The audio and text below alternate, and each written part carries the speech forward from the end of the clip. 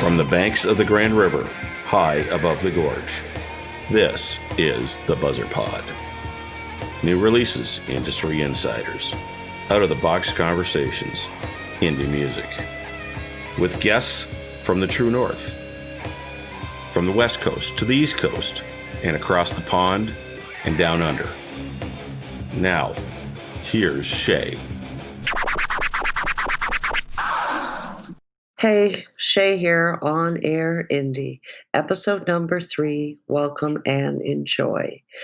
So, do you know rock queen of the 60s, Janis Joplin, was born today in 1943?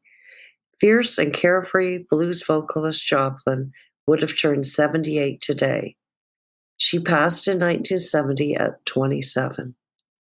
New York artist Jack Spann joins us today. Jack is a singer-songwriter and master keyboardist pianist that has worked with top artists. One of them was David Bowie. His work with Bowie developed into Black Star, Bowie's last album. Jack's original songs are provoking and soaked in blues, country, and rock. Today we talk about his work with Bowie, his new release, Jesus of New Orleans, and the single, She Makes Pornography, on the weekends. Jack, thank you for joining the pod today. Welcome. It is truly great to have you here on the show. Thank you for inviting me. It's great. What is the story behind your third studio album, Propaganda Man, that was released in July of 2019? I was a little, and I'm deliberately not exaggerating too much, but I was starting to get concerned about the level of propaganda that's going around in the world today. And so I just started to write, like a kind of related series of songs about propaganda and the people that exploit it and the people that are exploited by it. And 6 months later, I had enough songs for an album. So I put out the album Propaganda Man with the help of my sometimes collaborator, Gary Tannen, who assisted me with mixing and mastering the album. And I think within a couple of weeks, I'm going to have the video out for the song Propaganda Man. So that's in the works. I'm really excited about that. Oh, awesome. Gary was involved with this project, Jesus of New Orleans. He did my mastering. Mm-hmm. And because we're working remotely, we can't all get together. It was just like impractical to send him all of the tracks. So I mixed it myself, and sometimes collaborator, Gary Tannen, who assisted me with mixing and mastering. It's awesome. It's an awesome release. You've opened up for a lot of different acts and stars, including Steely Dan and Sheryl Crow. Can you tell us a story about one of these concerts that you did with these artists? Yeah. So opening up for Widespread Panic, as quite often as the situation is, like when you're the opening act, you have to perform on the headliner's equipment. And I had the organist for Widespread Panic walk up and say, like, "Don't fuck up my organ." It's like, oh, really? Seconds before the show. So it was quite amusing. One time and this was like just, I think, a year before Albert died. And I was opening up, my band actually was opening up for him in a club in St. Louis, Missouri. And the DJ master of ceremonies got on the mic and said, "Now, welcome Jack Spann Band."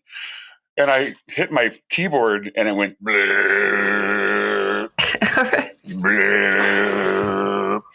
So they were like, well, let's take a minute to work this out.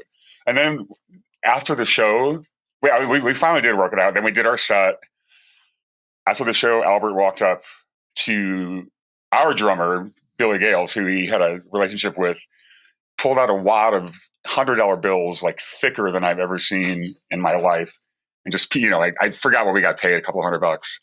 He just peeled off a few hundreds, and he was like, "Don't ever do that again." That's a great story. Oh yeah, things always go wrong. Like that's more the rule than not going wrong. Well, they make great stories. Your 2017 release, Beautiful Man from Mars, is a tribute to your time spent with Bowie. The critical acclaim it got earned a head spot at Summerfest, so it was sort of pivotal, a point in your career. Tell us a story about your time with the artist. Well, I had gotten a call from a mutual friend.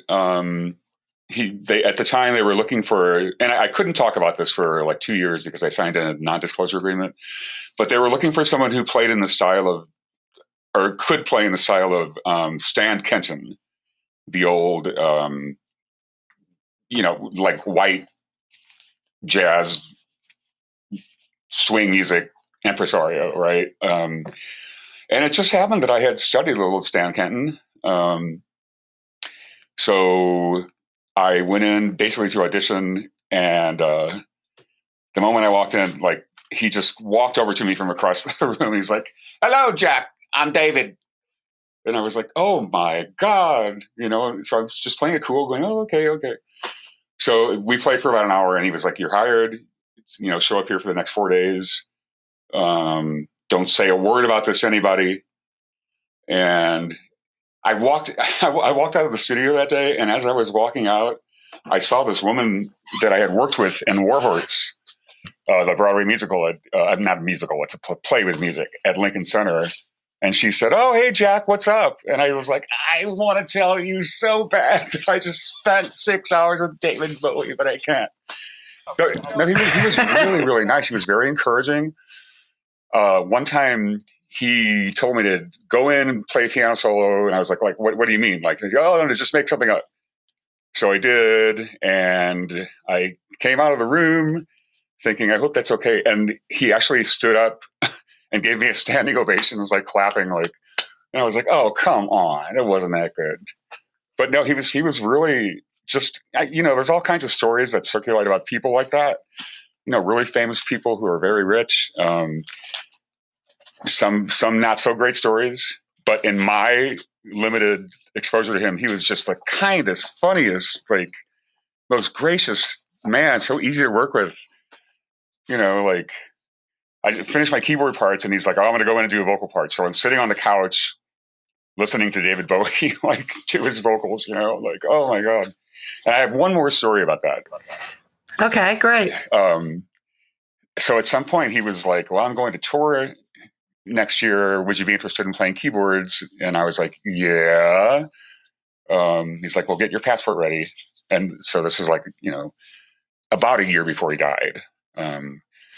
But as I was leaving on the final day, I like walked up to him and I did one of those things like, "Oh, David, you've always inspired me so much, and thank you." And his response was, "Fuck off, Jack." And he was smiling as he said it. And it was like, "Oh, that's so great." And then I just read a couple of weeks ago this article that Dave Grohl, who had also done some kind of work for Bowie, or I showed on the same show somewhere or something, but he had the same story. He was like, "Well, I walked up to him and I was like, 'Oh man, you've inspired my career so much.'" And Bowie told him to fuck off. So I guess that's his standard answer for anybody who's like a huge fanboy or girl, like, fuck off. Yeah. His signature, he had quite a character, but he actually has a reputation of a lot of artists that work with him that he was a great guy to work with. Your tribute to him was released on vinyl format. What made that happen? And do you see that other artists moving towards that format, or was this a one-off for you? It was a one-off for me. I had 1,000 of them printed. I sold maybe a little bit less than 100 of them, like through various online platforms and my website. And the rest I took like, and I'll send you one too. It's just like a promotional blitz. sending this vinyl out to, radio stations, college radio across the country. Got some plays from that. I have a turntable. Most people don't. I'm really lucky enough to have one, and the vinyl is expensive. I have a friend's band, and they just released. They're called the Groove Liner, and they just released a vinyl release. Released a vinyl release, but theirs was way more expensive. They had theirs printed in the U.S., and it can get kind of pricey, to print a couple of hundred or a couple of thousand vinyl albums. I through connections I had, I found this company in Hungary, where, like in the U.S., you can't. There's certain kinds of plastic or vinyl that you can't use. There's certain like environmental laws that just make it more expensive. So I went to the source in Hungary and got my. I don't even remember even how much it cost, but it was considerably less than it would cost in the U.S. But yeah, I mean, I'm glad to have vinyl, and I'm going to send you a record. Do you have a turntable, Shay? We are in the process of getting one. My children have them, but thank you so much. It's an amazing album. I took a listen to all of your music in the past. You've performed considerably in a lot of different venues. What's your favorite performance venue? I have to say that my time at Lincoln Center, like that is the absolute best stage that you can be on. It's of all the stages that I've been on. I mean, I haven't done Broadway shows at other venues. Well, except for one. Yeah, I did at the Little Schubert. But, Lincoln Center, the acoustics are just so astounding. Like you walk into the center of the stage, and if you project straight out, it's like almost like a speaker system coming back at you. Just the reverberations and, like the combination of reverb and deadening material. It just sounds astounding. And in that show, I played a character called Songman, and I am the one that opened the show every night. So I would walk to center stage and sing this song, fading away like the stars in the morning, and it just would like shoot back to me. It was just a great. And stage. that was the Warhorse show, right? That was Warhorse at the main theater at Lincoln Center. Did you do the show, the Hank Williams Lost Highway at the same No, center? That was at a show, a theater called the Little Schubert on 42nd Street. It's a smaller theater. It's still a really good place, but it's like I think 500 seats there. Lincoln Center had like 1,500. So yeah, that was really something. Okay, and you also were involved with the Nickelodeon show that starred Whoopi Goldberg. Yeah. Can you tell me about that and what your contribution was? Yeah, it was a show called Whoopi's Littleberg, and I have a friend who I met after coming to New York when my wife got a job working for Chip Taylor, the guy who wrote Wild Thing, Angel of the Morning, and a bunch of other songs like that, Chip Taylor. But his guitar player, his longtime guitar player, John Platania, had his own solo career, and he also did a lot of on-spec work. So he invited me to come in and play piano for the show Whoopi's Littleberg. What had happened was Dr. John had recorded the theme and written and recorded the theme song. And, and it was really good, but there was no way he was going to be able to do the rest of the music just because of his concert schedule and his recording schedule. And it just wasn't, it was like background music, right? So I got hired to do in the style of Dr. John, like all the piano music for the show. And it turned out to be a pretty good deal. Like I didn't make Dr. John money on it, but it got pretty good and got some residual checks, and but they only did 4 episodes, and then the show and I'm not sure why, because I got really good critical reviews, including for the music. But they didn't pick the show up again. So, and it had such good reviews, and it was such a good show for children. Just imagine Whoopi. Like, but a lot of shows that are received well don't, for some reason, get picked up. So yeah, the entertainment business just sucks. Your own music is really rich in blues, country, and rock. Where did you draw your influences from? That's a good question, Shay. Thank you. So I grew up in St. Louis. I played piano, ever since I was like 5 years old. My parents had a piano, and I just began to play it. I played. I was the church organist for our local Catholic church for a couple of years while I was in my teens. And then I discovered the blues and ragtime and stride piano. And I started hooking up with these really unbelievably talented blues musicians left over from the old days in St. Louis. One of them was named Billy Gales. And he had a big hit in like 1958 with the song "I'm Tore Up," which is actually still on. It's a blues standard. And he played with Ike Turner for many years. Yeah. And so like Ike Turner would come to our gigs,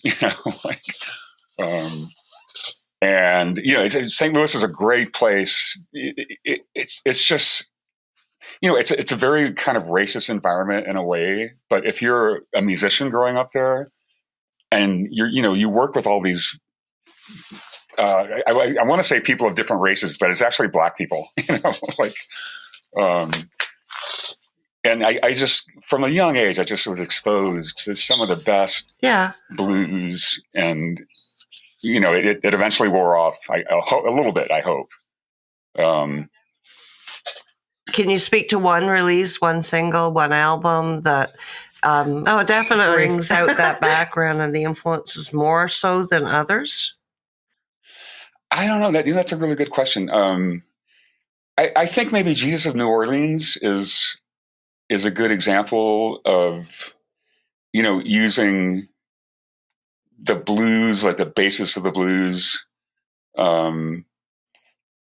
to kind of synthesize. It's like I learned a long time ago, like I am not like the blues singer, like I just known so many great blues singers that I wouldn't even want to attempt to do that. And that's another thing that led me to do my own music, because I couldn't do other people's music very well. And I was like, darn it, I need to write my own music, I think Jesus of New Orleans, I think that has like enough of a bluesy influence. Okay, good. Well said. It was released September 23rd, 2020, and it's been very well received. It's an awesome, funky track that gets you up dancing. Definitely gets me. I love it. Tell me about the single's inspiration. When I was still a young man living in St. Louis, this was probably 1990, sometime in the 90s. There was this guy who was a local character. His name was Beetle Bob, and he would like go to these shows, right? Like, so your band would be playing somewhere. Beetle Bob would come to the show and just dance furiously, just by himself. You could not dance with this guy, and nobody ever wanted to. I loved it. A lot of bands were annoyed by it, but he was kind of a force in St. Louis. And it's also based on my friend Tony Vroman, who is another frontman type person who just does the craziest stuff and dances really crazy. But yeah, it's... I just had this vision of this guy who goes out to the clubs to dance, and he just dances like really crazy, and nobody can dance with him, and and he looks like Jesus. So I was like, okay, I'm going to call him Jesus of New Orleans. That's how it happened. Yeah, it's a great name. That's a great name. Well, you also, I've noticed you call it Genola. Jesus of New Orleans was released on CD and digital format through Big Boog Records and Daystorm Music. So I'd like you, Jack, to just, do you have anything else to add before we listen to the track? I'm just going to tell the listeners it does play for about just under 10 minutes, but you know what? It's a great track. Go grab yourself a coffee and turn up the music and listen to this great track that Jack has put out. Do you have anything else to add, Jack? Well, yeah, I wanted to say, like, it's long. It's almost 10 minutes long, but it goes through a lot of different levels along the way. And there's also a shorter version out there, like a single version. But I like the longer one. Yeah, so do I. That's why I put it on the show. And just for listeners out there, the video that accompanies the track, which was a full production video, that is going to be on the website under Jack's profile, and along with all social links.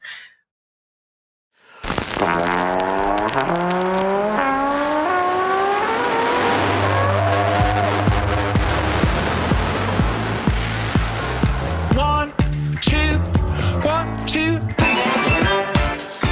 This is a story of a man, a good man, sweet Jesus of New Orleans. They call him Wiry Legs, Jesus of New Orleans. First to get up when the first beat falls, and he hears the bass drum, the guitar strum, and he's bouncing up, down, and off of the walls. And he's not no animal, he's not no criminal, but he looks like a mansion in blue jeans. And to his many fans who love to watch him dance, they call him Jesus of New Orleans. We call him Wiry Legs. That's right. Jesus, Jesus, Jesus. He was like a skinny long-haired Jesus, but from the streets of New Orleans, he'd make a bad, bad boyfriend, but he knows all the sexy moves. Oh, sweet, stupid man child. He dances easy and he rocks so smooth. And he's at all the shows where everybody goes. It's the Hot 100, no, but don't ask him to dance. He's strictly soul man. Legs like a rubber band, but he's not Jesus. Wiry Legs. He's a Jesus of New Orleans. Wiry Legs. Sweet Jesus of New Orleans. Let it go.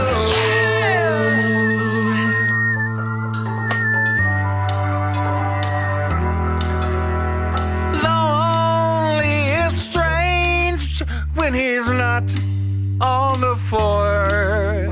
Sad little peacock. Whoa, he's trembling, but he's bored by the lows.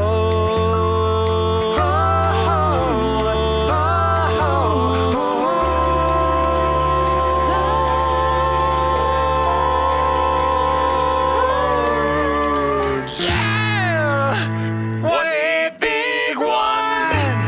Sweet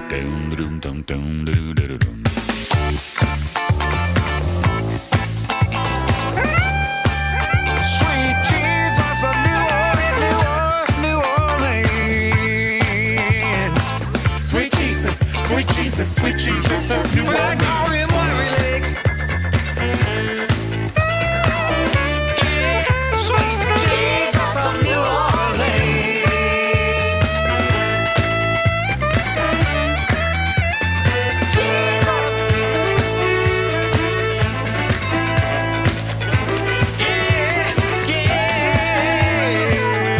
Yes. Yeah. Sweet Jesus of New Orleans.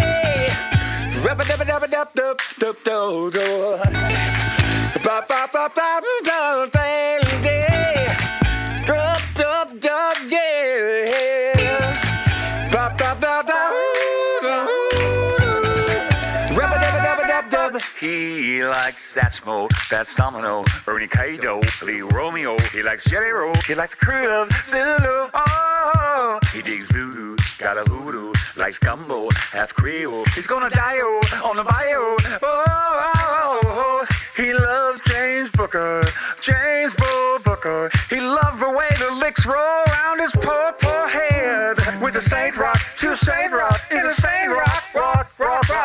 Oh, and there's churches everywhere for Jesus.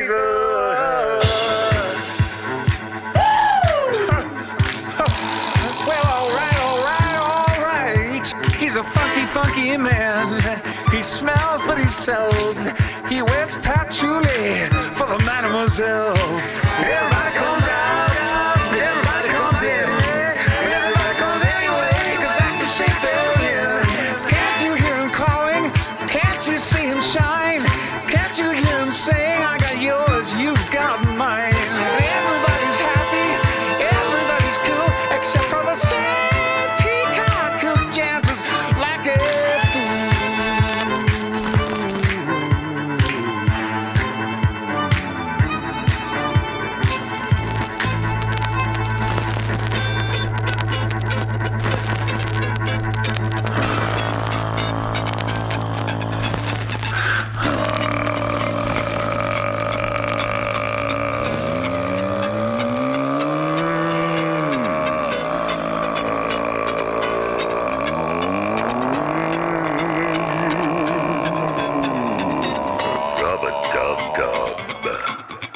Rub-a-dub-dub. Fee-fi, fo-fum. Fee-fi, fo-fum. Exclamation point.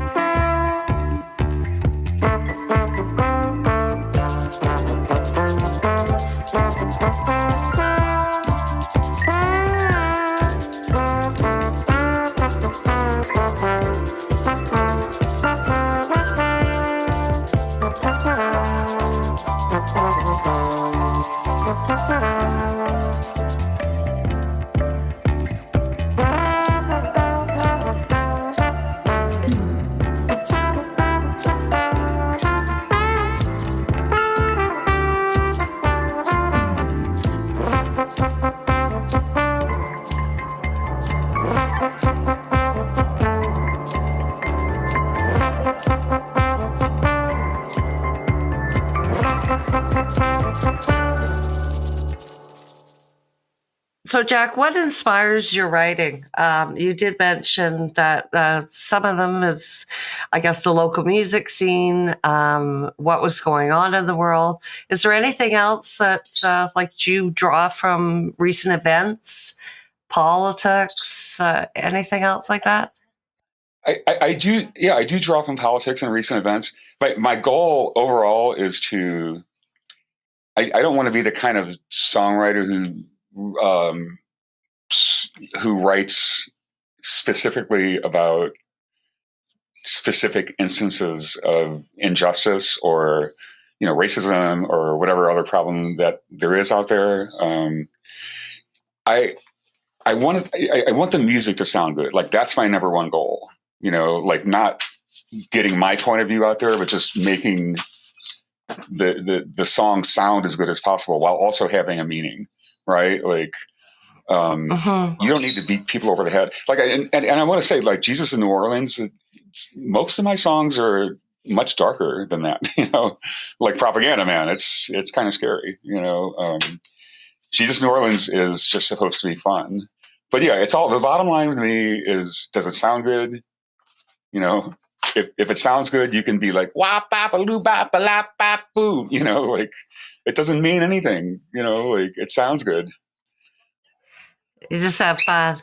Well, it's definitely a track that we need in 2020. Was your creative process for Jesus of New Orleans, was it different than the others? Well, so I started doing it in March, right kind of about when lockdown started happening here in New York.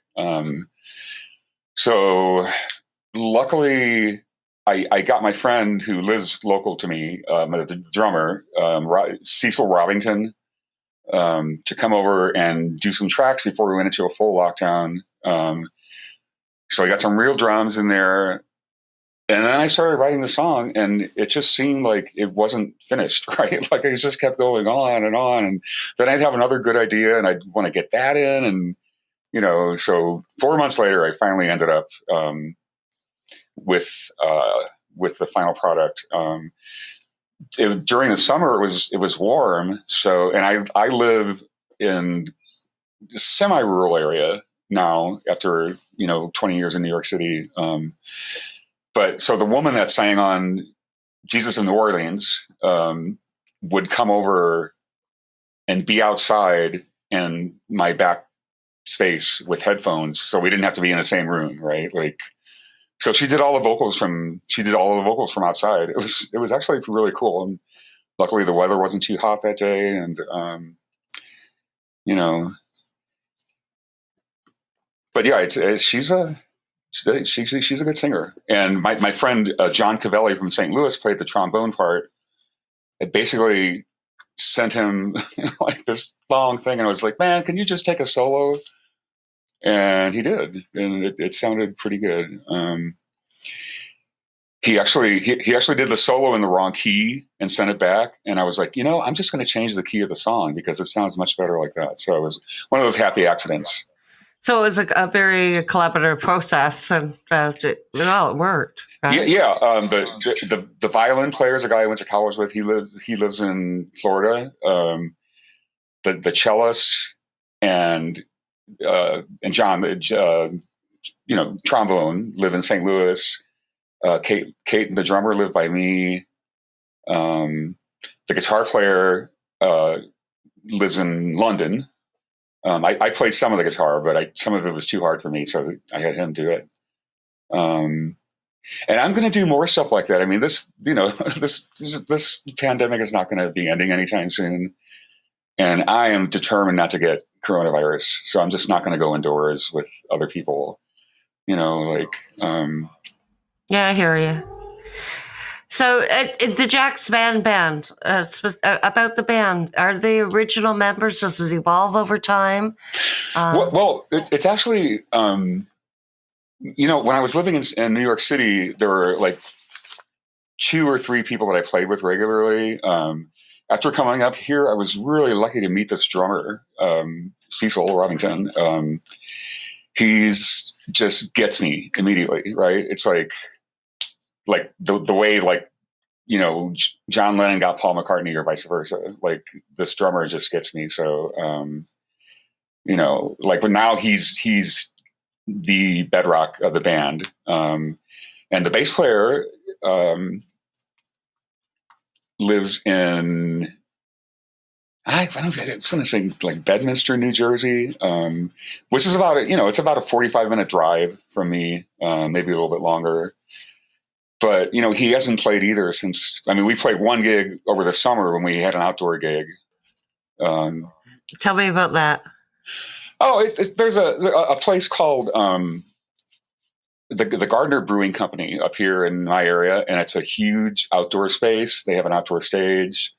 They serve, the delicious beer that they make themselves and their own kind of style of, I don't know, like continental bar food, but it's really good.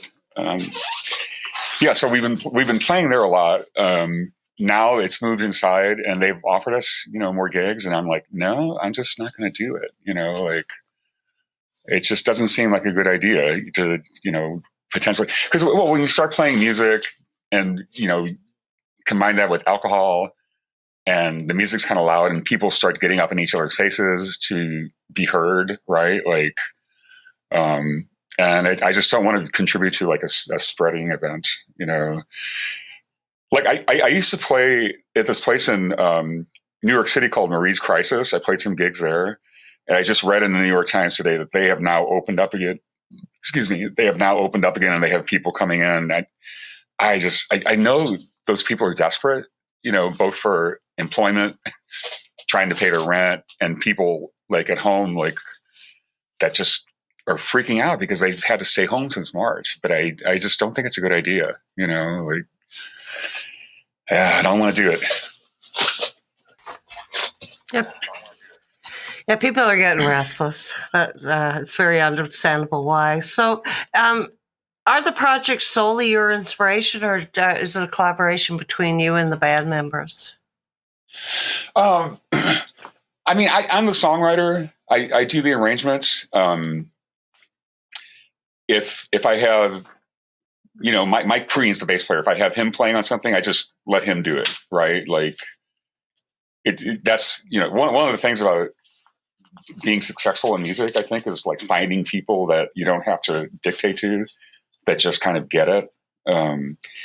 So yeah, this drummer and bass player just get it, but I'm the songwriter and kind of the arranger, and so they are your inspiration, and you work with the other. That's great. Yeah. Now, what can we expect from you within the next 6 months? Like you already said, you want to be cautious in terms of the venues you play at. Are you planning any releases, any more music? Yeah. Like I think I mentioned before, I'm doing a video for Propaganda Man, and that's going to be done within a couple of weeks, and I'll be sure to let you know about that. And I've got another song almost done. It's called "It's a Great Day for a Civil War." So that's coming next. Going to put that out with a video, and the name of the band is going to be, and it's the same people, but we're going to call it Jack Spann and the Spandemics. Just to kind of document this. In a year from now, this will probably all be over. So, hopefully. And I am just, I don't know what's going to happen to our country. But you're in Canada, so you're watching from a distance, kind of. But yeah. Well, yes, in Canada, but we're dealing with the pandemic just like the United States. And in fact, all over the world, it's affected everybody, including indie artists from around the world. So, Jack, how did working with David impact your music? I wouldn't say playing for him impacted my own music that much, since I was well into my 40s when the sessions happened. What is more important was how much he impacted my musical brain when I was a young artist. The way borders between so many styles of rock just melted away under his influence. Even today, it's like, is he a glam artist? Is he a rock and roller? Rhythm and blues? You can't think of anybody that doesn't like Bowie. There must be a few people out there somewhere, but I haven't met them yet.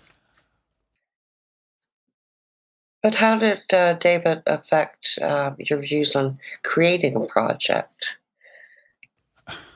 There was one thing, at least when I was there, for those few days, Bowie seemed to do almost everything on his first or second take.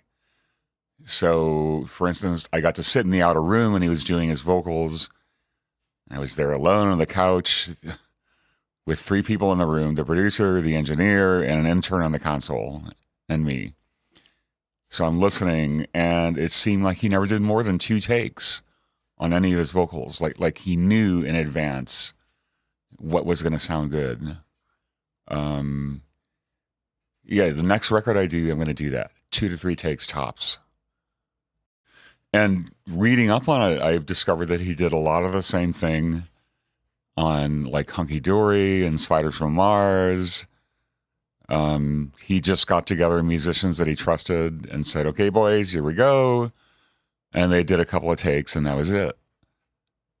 Amazing, right? And what was he like to work with? Well, Shay, he was really funny. Great sense of humor, and he had a real challenge for putting people at ease.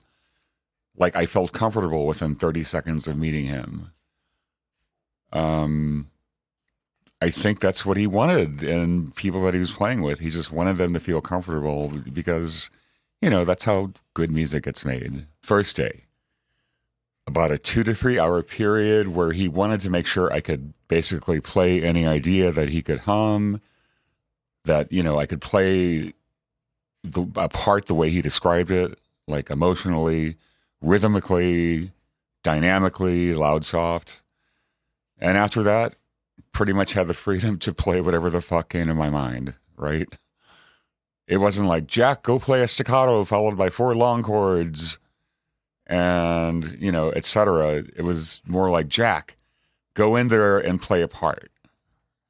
Any part. So I did, and he kept telling me it was great. So I kept doing it, just playing parts for the different songs. After the first day, Tony Visconti called me about 3 minutes after I left the studio, and I'm out on the street, and I thought, uh-oh, I guess I'm getting fired. But he was like, David really likes you, so come back tomorrow. And I was like, okay, that was cool. That was very, very, very cool. And the album that you put out, Beautiful Man from Mars, is that a tribute album to Bowie? Okay, I can't call it a tribute. That would imply I actually had the talent to do a tribute album to Bowie, which would be nice, but I would say this is more like a Jack Spann album with a nod to Bowie. Well, I love the album. Can we talk about the track She Makes Pornography on the Weekends? Awesome track name, by the way. Well, the song Beautiful Man from Mars is obviously directly inspired by Bowie. But the one I hope you play is She Makes Pornography on the Weekend. I thought about this song a lot, but pornography has a lot of facets. You know, there's the horrible kind, like when people search Pornhub or whatever for 12-year-old babes or barely legal. There's millions of victims. And the mostly men who produce that kind of thing need to face way more stringent controls and punishments. There needs to be like an Interpol for porn. You call it Interporn. You know, it's just bad. And then there are, you know, like professional porn actors who are in it to make $1 or $1 million. They have really nice bodies, high quality production studios behind them. They're young and simply don't give a fuck what the morality police think about their perfectly legal enterprise, right? And then there's people like my friend, I will call her Janet, who had a chance to make a couple $100 or $1,000, you know, masturbating for a camera or making out with another girl. Just to tie this back to Bowie, I think he's the first artist I was aware of who took, you know, sexuality seriously, where it wasn't just, I want to kiss you or I want to bang you or you make me horny, but more like, you are a mental, spiritual, and physical sexual creature, and you don't need to be defined by other people's, you know, drab opinions of what you should be. So there's my friend Janet, who's having trouble paying her bills. You know, she's got a small child at home. I don't want to give away too much about this person. But, then has a chance to make a few extra bucks on the weekends, doing some quote unquote soft porn, in the privacy of her home. And that's what the song is about. There's a lot of desperate people out there, especially now. And, until we can figure out a way as a society to address this issue, people will continue to make porn at home. And some of these poor people don't make anything, or they make $20 or $50. So this song is a tribute to a subset of some of those people. And I hope it's received in the same spirit in which I wrote it, which is one of generosity and compassion. Well, next up, she makes pornography on the weekend.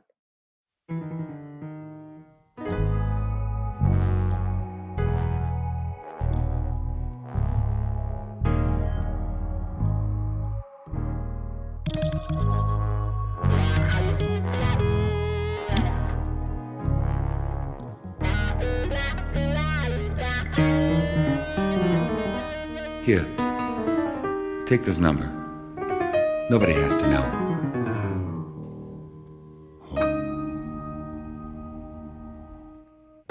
She makes pornography on the weekend. Between her busy schedule of running her babies around, seeing everything sound. She makes pornography on the weekend. She got sick of struggling through, scribbling by on minimum wages, stealing ketchup from places to make the baby soup. When her car broke down and her credit declined, and no one to help at all. On the very next day, a new friend she made gave her a number to call. Oh, now she makes pornography on the weekend. Only the weekend will do. And if her kids ever found out, she'd be horrified, no doubt. But what is a mommy to do? Oh, oh, oh,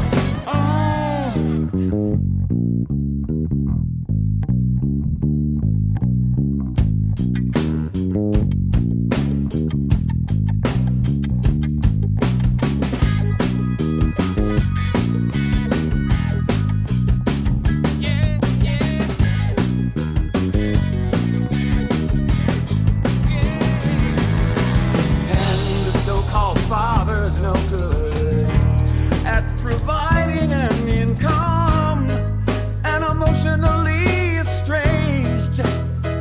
But I say, hey, don't you infect those children with your anger or wisdom, and scar them with your shame.